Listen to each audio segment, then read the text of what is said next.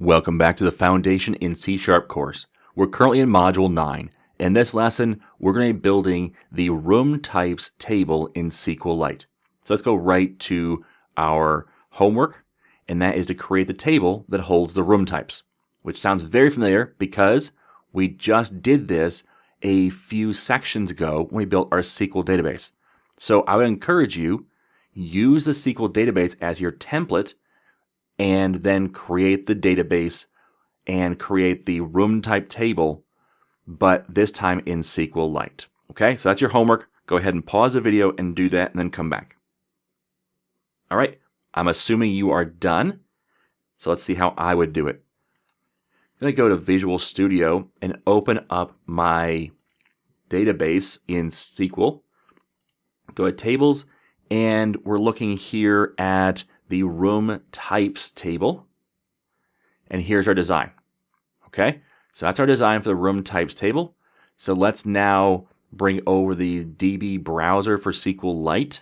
If you don't know where to get this, we covered this in Module 8.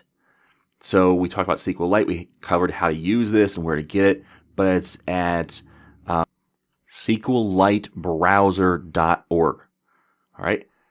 So SQLite, make sure that there's not two L's. It's one L in SQLite. So SQLITE is how you spell SQLite.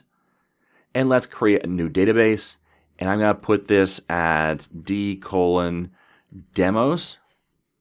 And we will call this Hotel App DB. And we need our first table. And that first table is going to be called Room Types. And we need to start adding some fields. So this would be our ID. This is an integer. This is not null. It is a primary key, and it is auto-incrementing. So it's our first value. And then we're going to add another field, and this will be title.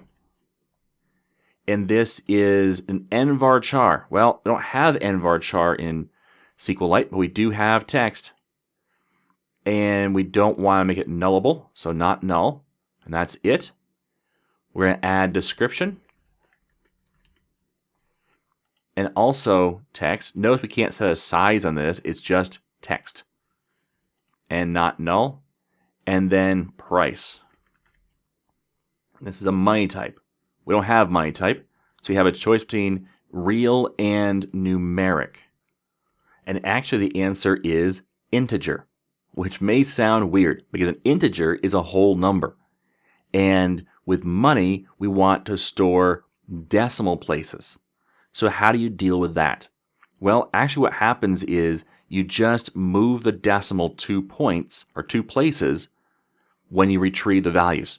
So if you were going to store $100, you would store it as 10,000, which is 10,000 pennies in essence. And then when you get it back out, you move a decimal 2 points over, and now it's $100.00. So if you had $100.53, it would be 10,053. And when you brought it back out, you would then convert it back to 100.53. So that's how we store a price in SQLite. It may sound a little weird, but with only 4 options, this is our best choice, and this works just fine. The time when it would not work well is if you try to store it in a real or numeric. What happens there is you have some rounding. And you really don't want imprecise when we're talking about money. And you don't want that rounding. You want to have accurate. And so you do want to make sure that you're accounting for that by using integer. So you can do all of the multiple decimal points if you wanted to. So you're going to store tenths of a penny. Then you could just move the decimal 1 extra place. So there's plenty of room to work here, and that integer will be massive.